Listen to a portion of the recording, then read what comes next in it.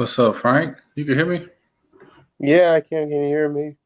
Yes, sir. How you doing today, man? Good. How you doing? What's up, Jacob? How's it going? Can you hear me?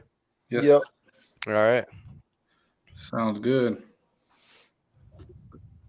We already going live? Yep, we're good. All right. Yeah, we got them intros and stuff, but we can run that. Welcome everybody to Feel the Burn podcast presented by BurnCitySports.com. I'm Rowan Donaghy. With me, I got Jacob Harden and Franklin Miller, three writers for BurnCity.com. How do y'all feel about the Cardinals right now, man? How they look last night against the 49ers? I think that game was pretty important for the fans, first off. I think it was one of the first games where you could look back and say the 49ers were the better team. There wasn't a single play or a single player that you looked at and said that was the turning point in the game. This was the reason why the Cardinals lost a lot of their games so far this year, at least their losses. They've been one score or pretty close down to the wire, maybe a couple mistakes here and there, but this was a 49ers team that was clearly better. The combination of Christian McCaffrey, Deebo Samuel, George Kittle, Brandon Ayuk, that looks like the team that is going to be the team to beat in the NFC. Although their record most definitely doesn't show it right now, I could definitely see them making a run for the Super Bowl. They looked elite, and they're going to be a problem for the Cardinals. Yeah, they playing one more time. Last game of the season, 49ers and Yep. Cardinals. You think they're that good for a Super Bowl run, or you think it was just the Cardinals secondary letting the team down last night? I mean, definitely a lot of injuries played a role, but this was one of the first games for the 49ers that really it looked like they were showing off their weapons as they have the ability to. They were fully healthy. They had really no injuries. Nick Bosa had no problem getting past the Cardinals' injured offensive line. They were utilizing Deebo and Christian McCaffrey in ways that a defense really can't really stop them.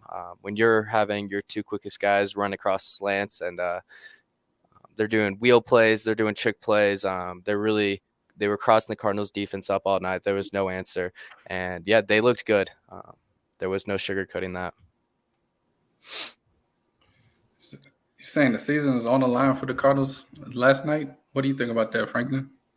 Yeah. I definitely think yesterday was a big loss for Arizona, especially when it comes to where they are in the standings. I mean, you still have Washington. That's if I'm not mistaken, they're either 6-4 or 5-5 right now. They're 6-5. 6-5. You still have Seattle. That's your 2 games behind.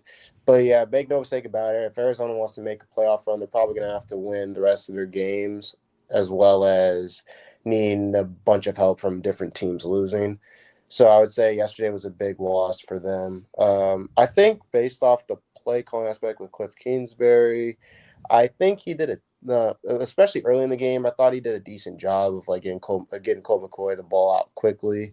I think there was times Colt McCoy didn't throw the ball accurately enough, though. DeAndre Hopkins was basically the Niners let him kind of just run a rush shot all throughout the game. Just basically just catching little passes in front of them and then just tackling. So they let him get his yards, but I think more importantly, the defense that was actually has been a really good stepping stone this whole season. That it got a little exposed yesterday, especially in the secondary. And injuries did play a factor into it. Don't get me wrong. I was expecting a little bit better production from the pass rush. If I'm not mistaken, Cardinals have like seventh in pass rush win rate this season.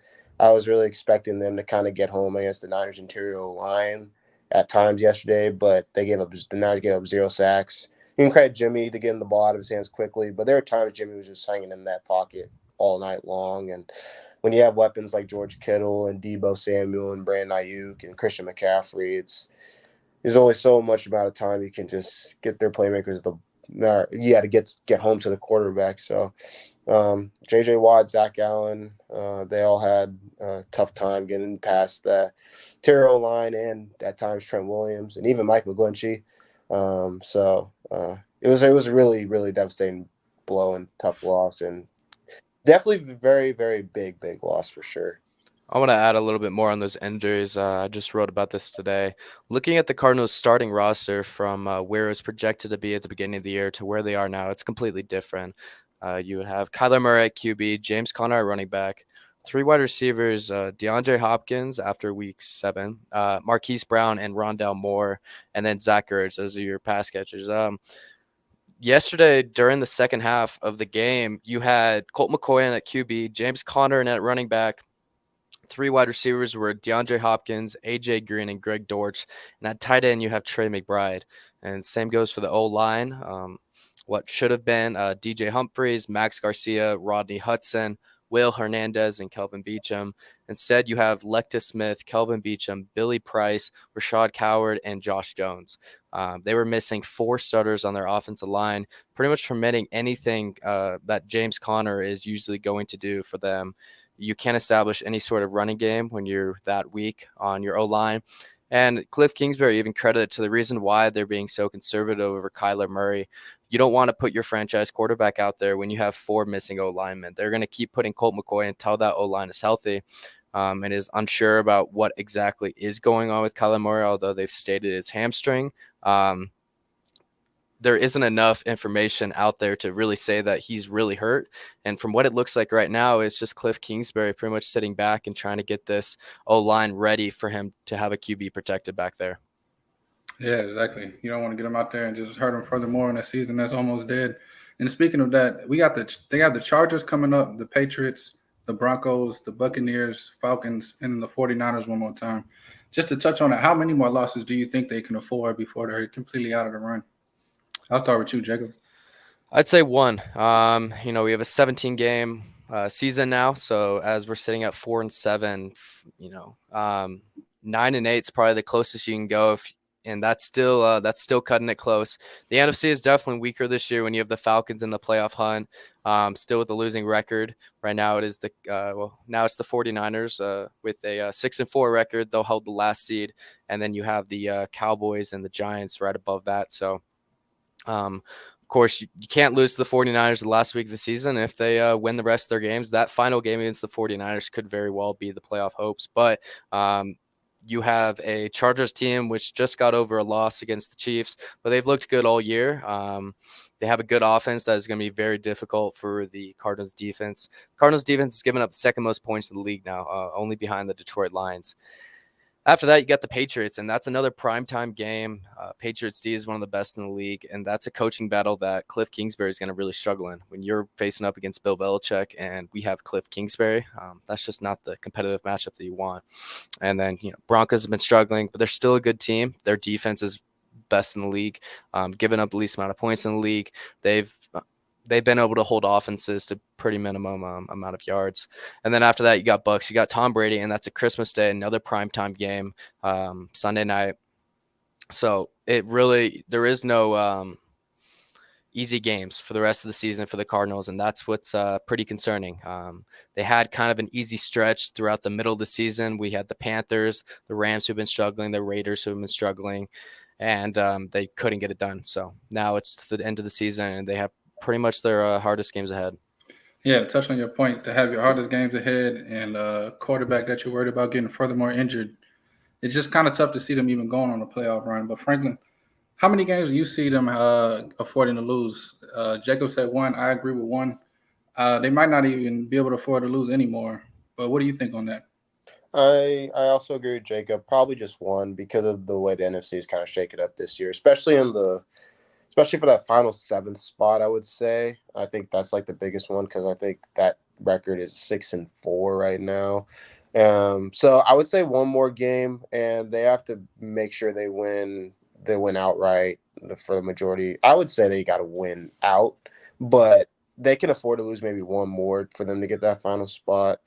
And yeah, I also agree with Jacob from the standpoint that they got to get healthy at the O-line, especially with DJ Humphries. He's one of the best left tackles in the game. I think Will Hernandez also has been having a career year. He's been one of like the best pass blockers in this league at the guard spot. So I think that if they can afford to lose 1 more game before they really have to tighten up, but just one more, I would say. That's about it. Or else their season's pretty much over. With that being the case, how are we feeling on Kyler and Cliff as a, I guess you could say, as a pair running the head coach and the quarterback job moving forward? Are there any young players? Is there anything that y'all are looking to see or the fans should be looking to see in these last 5 or 6 games, even if they're not competitive moving forward to next season or the off season? Yeah, I mean, a lot. Losing next week against the Chargers might not be the worst thing for the Cardinals. They do have a lot of young talent on their offense that they can look forward to next season. Although you never want to be calling the season early in November. It's one of those things you kind of have to face the reality of. Greg Dortch had a great game last night. He had over 100 yards, his first time in his career with over 100 yards. He looked fantastic covering for Rondale Moore while he was injured. And Rondale Moore is another one under the age of 25. He's looked great this season. So when you have that pair of wide receivers and add in Marquise Brown, still young, DeAndre Hopkins, even though he's not young, he's still got an incredible amount of talent left in him. Elite. Yep. There's still a lot of talent there. And although you can't make excuses, as the NFL, injuries have been killer. When you don't have, they were playing with 8 starters in their offense alone last night. That's pretty tough to win a game. You can't be playing with 8. So it's almost getting to the point where, as Cliff Kingsbury has already started resting Kyler Murray, they might be getting close to throwing in that towel to thinking it's time to think about next year. We need to make sure we're not getting any more players injured, worsening any injuries. We don't want Kyler Murray tearing an ACL or anything like that. And it's seeming like that's what they're kind of leaning towards. Go ahead, Frank. Yeah, no, I would echo those same sentiments, especially the young players I'm really looking forward to seeing for Arizona going into next year. Would be same thing. Greg Dortch, I think he's a promising young player that can skyrocket this Cliff Kingsbury offense, especially if Cliff Kingsbury is here to stay. And also another player that I've been firmly fond of this whole entire year, even though he didn't have a good game yesterday, is Zach Allen. I think Zach Allen's like one of the best in D tackles in our game today, especially from a pass rushing perspective. He's having careers everywhere with sacks and pressures and everything. I think J.J. Watt has been a great mentor for him, and I can't wait to see where his ceiling goes because he's like a player that I don't think he's not getting a lot of national coverage because the Cardinals haven't been so great, but he's a really good D tackle that's going to continue to just get better as the years go on for him, and I think that's something to keep an eye out for the remainder of this year, but also going into future years moving forward. Not to mention they did a really well job on drafting some good defensive players. Byron Murphy Jr., Buda Baker's doing extremely well. Isaiah Simmons out of Clemson, he's been a stud so far. Their defense is looking very promising, although they've given up the second most in the league. You can somewhat credit that there to the offense. The defense is having to get back on the field every 5 minutes, and it's wearing them down. But besides that, they've gotten some pretty key turnovers. They lead the league in defensive touchdowns. They've done a good job of keeping the Cardinals within games, and I think that was somewhat unexpected. The defense was, it's supposed to be the offense that was supposed to carry this team to the playoffs this season, Right. and it's been everything but that. So they can definitely build off that in the offseason, and if they can get that offense back to where it's supposed to be, this defense is good enough to get them to the playoffs. Just real quick, the last question I wanted to bring up on the Cardinals, and this is a personal opinion. This is nothing I'm expecting y'all to have any insight on or anything. But your personal opinion, do you want to see Cliff Kingsbury as the coach next season coming in with the Cardinals? I want to see an offensive coordinator. The defense, like I said, is doing just fine. It seems to be someone needs to get out there, motivate Kyler, motivate that offense. Buda Baker spoke on it last night. The team quit. There was a couple plays late in the game where it just seemed like nobody really cared. The game was over. They were, of course, down by 20 at that time, but it's one of those things where you can't quit in a Monday night game. That's a primetime game. You can't do that.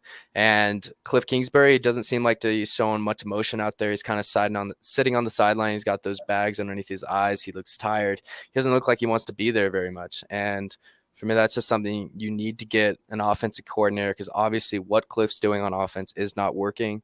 You've seen around the NFL in general, points are down this year. Teams aren't scoring that much, and coaches are having to adjust, and coaches are adjusting. But Cliff Kingsbury obviously doesn't know how to adjust, and he's still doing the same kind of screen plays, running the ball on first down. He's a very predictable guy on offense. He's not getting the deepest pass they've had this year is a little over 40 yards, and that's ridiculous. His whole reason why he's supposed to be that offensive coordinator is because he has that air raid style of play, and there's been no air raid this season. So I would, of course, I wouldn't mind if he was gone, but I highly doubt that's going to be the case, considering they just signed him for another 4 years. So I would like them to at least hire an offensive coordinator and see how it goes from there. What do you think about that, Franklin? Yeah, no, I agree. If I'm going based on like what I would like to see, I think it's time for him to it's time for them to make a change at the head coaching spot. But if we're going from a realistic perspective, he's probably not going anywhere because of them just re-extending. I think they want to. I think they're holding out hope for what happened last year in the first half of the season, and when everything was going right for them, to the point with him and Kyler Murray and everybody was healthy and gelling at the right way. That they're gonna wait to see another. They're gonna wait to kind of revamp a little bit of the offense next year to kind of hopefully bring something like that up again.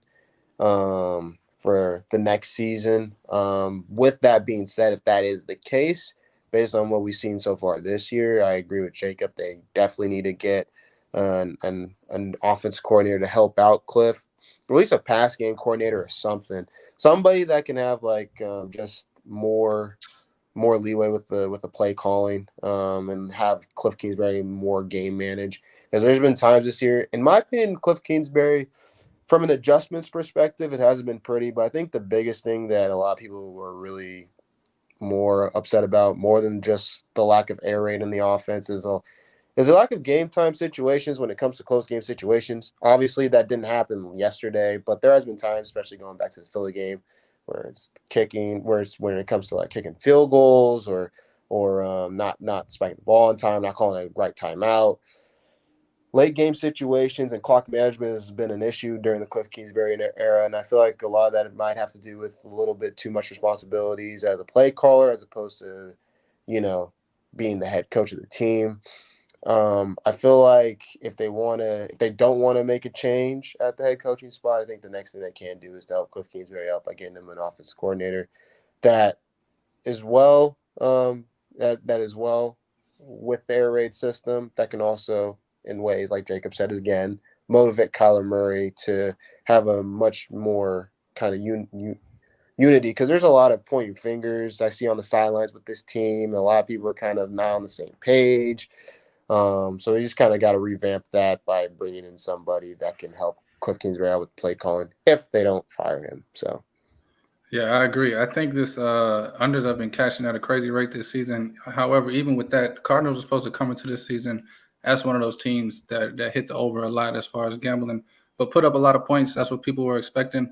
It feels like 3 or 4 seasons ago, this team was just 10-1 last season. And so I do see the reasons to hold out hope. However, like you just said, Franklin, I think it's been a lot of finger pointing and a lot of things going on that show no leadership. And I think Cliff and Kyler don't get along on a personal level, which I think affects them trying to move forward and gel at a successful rate in the NFL, which, as we all know, 32 teams, one of the hardest leagues to win in. However, this is Feel the Burn podcast with BurnCitySports.com, and we're going to move it over to the hardwood. Phoenix Suns, they play tonight against the Los Angeles Lakers. Franklin Murray will be there covering the game live. I wanted to start off on the Suns and just touch on the beginning of the season so far. There was a lot of drama going into the season, and somehow they're still number 2 in the West right now with a 10-6 record behind the Jazz.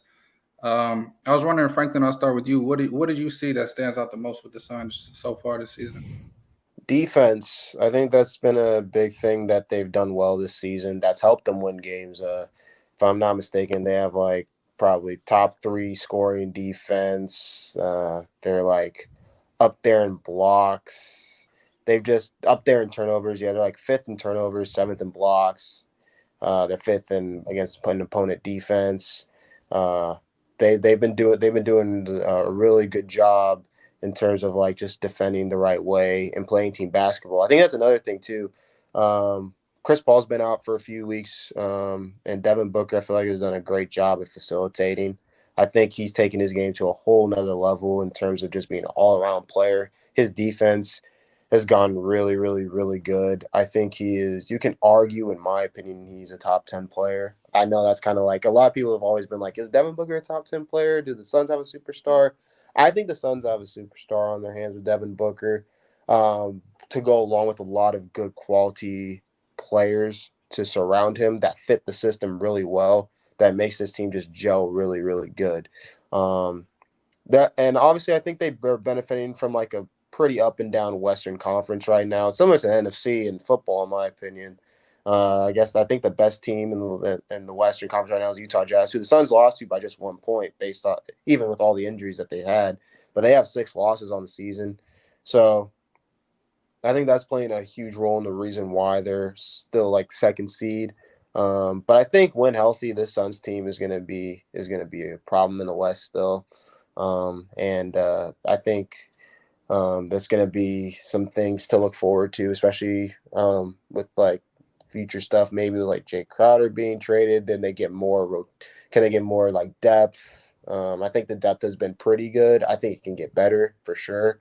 That could all come down to whenever Jay Crowder gets traded.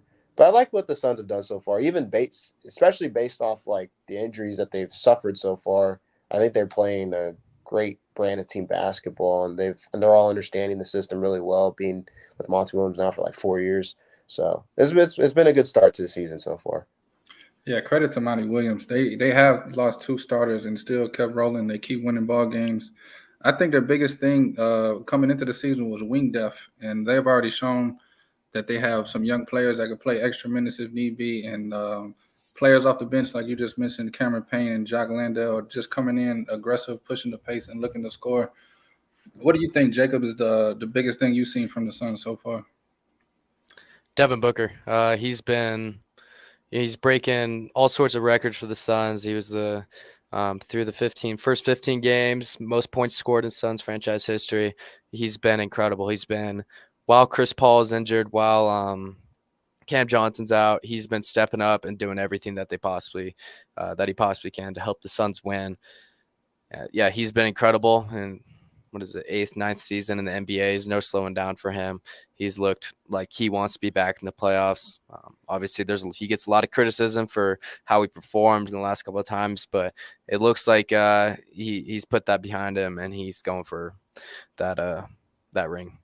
Yeah, I'm surprised he's not in the MVP race even early in the season, where it looks like a 4-person race between Luka, Giannis. People are throwing Jason Tatum in and Ja Morant, of course, but I think Devin Booker should be right there in the mix with all of those names. As y'all said, he's been on fire. He's averaging over 27 a game, 4 rebounds, almost 6 assists, shooting 47% from the field.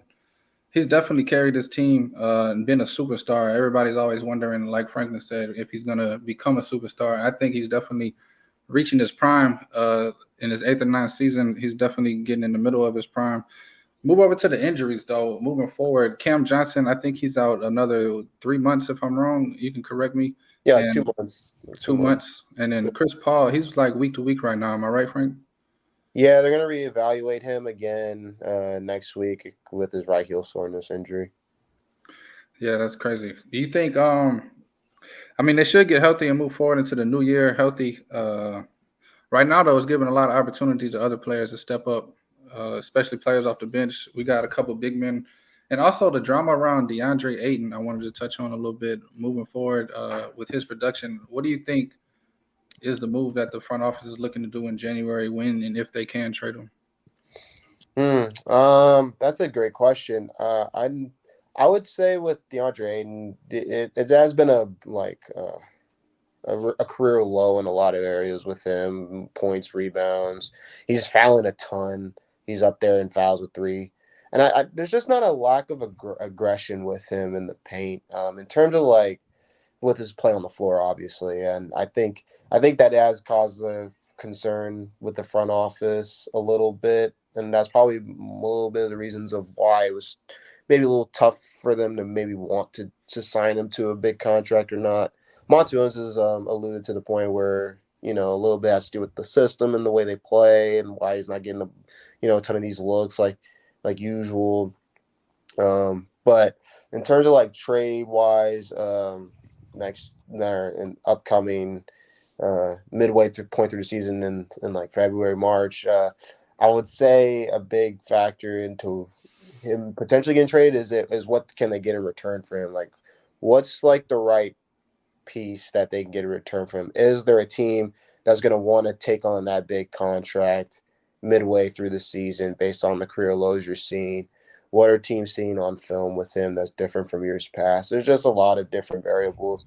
I personally see the Suns keeping him for the remainder of the year, but I definitely think DeAndre is going to be in the trade rumors for a couple seasons, if I'm not mistaken, based off of like just the up and down play and the inconsistency with him. Would you be surprised come playoff time? My bad, I didn't mean to cut you off. Would you be surprised with Jock Landale and the other big man that they have? Would you be surprised if Aiden minutes shrink in the playoffs? I wouldn't, because we've seen it happen last year in the playoffs. This was just when his minutes kind of shrink. I think that also comes back to the playoffs is a different breed. It's like 7-game series. Both teams are going to know each other super well as the games go on. It's based off of different matchups you see and kind of adjustments you make throughout the course of a series. So I guess it's more of a we'll see type of thing. But make no mistake about it, if the inconsistencies continue and you see a little bit more of a pace with Landale and Biyombo, I wouldn't be surprised if Monty Williams makes that decision, because at the end of the day, you're trying to win a championship. So if that's what's best for the team, I definitely see that being the case if his minutes shrinking for sure. Yeah, the bench has just been stepping up like crazy for the Suns this season. I feel like all 5 positions that come in off the bench produce at a high level. What do you think about the bench play, Jacob, for the Phoenix Suns this season? I think Jock Landale's been incredible. He's, I think, exceeded expectations so far. He's done a lot more than I think I expected, and I think many other fans expected. He's stepped up well with Chris Paul out, with Jay Crowder not playing. I think they've done enough to keep them in the hunt. I wanted to switch it over a little bit. I had a question for Franklin, I guess. Looking at the standings, you have the Phoenix Suns with 10-6 record. In 9th place, you have the Dallas Mavericks. They have a 9-7 record. The Western Conference is extremely close. That's a 1-game difference between the 2 seed and the 9 seed. What do you think has kind of made that shift this year to the Western Conference being so close? And is this concerning for the Suns that they are 1 game out of the playoffs? Well, obviously we're only a couple weeks into the season, but you have a 1-game difference between the 2 seed and the 9 seed. Yeah, no, I would say that the biggest factor that comes with that is that it's really early in the season. You got teams still trying to figure out their identities. I mean, for crying out loud, the Warriors, the defending champions that the Suns have beaten twice this year, they're still trying to figure out their defensive identity. They're still like top 5 in offense. They still look like the same old Warriors on offense, but defensively, they're still trying to figure out their identity. They're trying to figure out their different rotation packages, and a lot of teams are kind of going through that. You got teams like the Utah Jazz that are kind of shocking everybody. They got a great quality Kings. The Kings, exactly. Ever since they lit up that thing in the sky, they've went on like a 6-game win streak. But they just have really good 3-point shooting. So in my opinion, it's just you got certain teams that are young and hungry that have never been there before, kind of just just excited to show the world what they're capable of. And you got teams that have been there before and done that are still kind of like trying to figure out different things and kind of thinking long picture. So I would say more so, to answer your question, Jacob, that it's more so like it's the first month of the season's kind of starting to wrap up, and teams are still trying to figure out who they are, what their identity is. And I think a big example of that was last year with the Boston Celtics. They're one of the worst teams in the league going into Christmas game, and then they ended up going to the NBA Finals last year. So it's just more along the lines of just kind of like looking back and kind of like seeing where teams are still, and like trying to just tread by water still and trying to figure out who they are. And I feel like that's a big reason why teams are why it's everything so close right now. NBA season is definitely a marathon. I think another thing, just to add to that real quick, I think this is one of the most balanced seasons as far as rosters go across, especially the NBA West. I think all the teams have kind of caught up with the 2 or 3 star above average role player rosters instead of being jam packed on 4 or 5 teams. So I'm definitely excited to watch the remainder of this season with everything being as level as it is and seeing where everybody ends up in March. Oh yeah, 100%. Yeah. What you anything you looking at for tonight?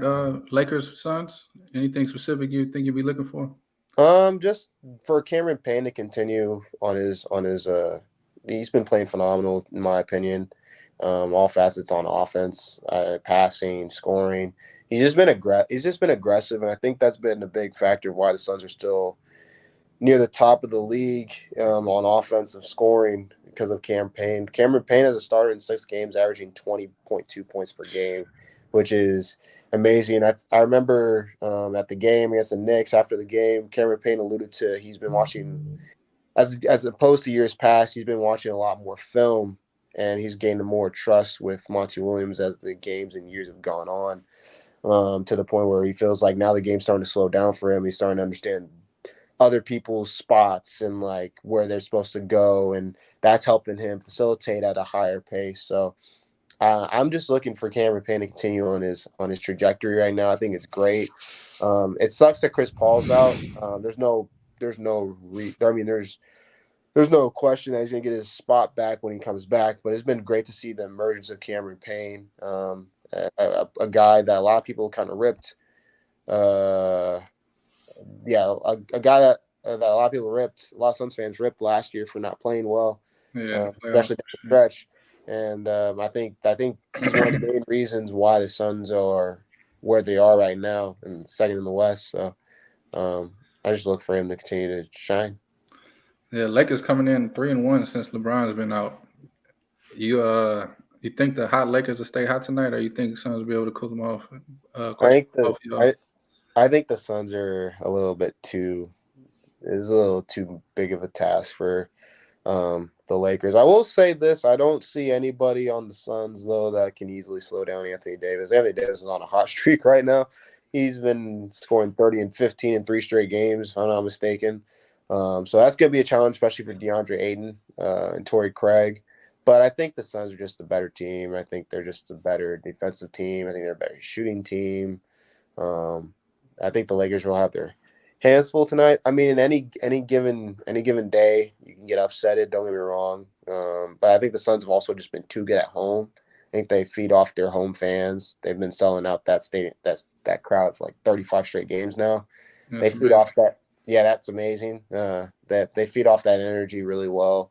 So I have a hard time believing that the Suns lose tonight, but crazier things have happened. Yeah, Phoenix, man, keep showing support, keep showing up to the arena, watching the Suns. What do you think about tonight's matchup, Jacob? I think it's a game, like I said, with how close the conference is. I think Suns have to really cement themselves. There's still a lot of doubt out there. They've handed the Warriors 2 L's already. They've done a decent job so far this season, but I think there's still a lot of people who are hung up over what happened in the playoffs last year. And if they want to get rid of that criticism, they have to start going on some streak. They haven't really gotten anything going. It's kind of 2 wins, a loss, 2 wins, a loss. They get some winning streak going, really, take a lead in the Western Conference and, kind of shut everybody out that is still hung up over the playoffs from last season. Yeah, and to add on to that real quick, Jacob, I think one of the things I'll shut up the criticisms for that is, unfortunately, I think nobody's really going to care what they do in the regular season, as they had a career year last year in terms of winning like 64 games or something like that last year, and just having a tremendous season. I think the only way they shut it up is if they win it all. If they get to the finals. Honestly, it's such an unrealistic expectation for them just because of how bad it ended. It's not even just that they lost; it's just how they played. In my opinion, of why people are so hung up on them. But yeah, in my opinion, face those demons it's either to win it all, or they somehow play Dallas again in the playoffs and beat them. That's the only way they shut all that up. Man, Luka in the playoffs is a different animal. Yes, he is. Unbelievable player. This is Feel the Burn podcast presented by Burn City Sports. It's Rowan Donaghy, Jacob Harden, and Franklin Miller with you today.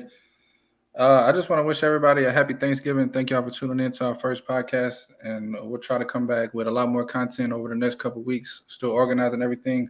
But we do want to give the people what they want, and we are Burn City Sports. We follow Phoenix sports, all professional teams in the Phoenix area. This has been Feel the Burn, a podcast. Catch y'all next week. See ya.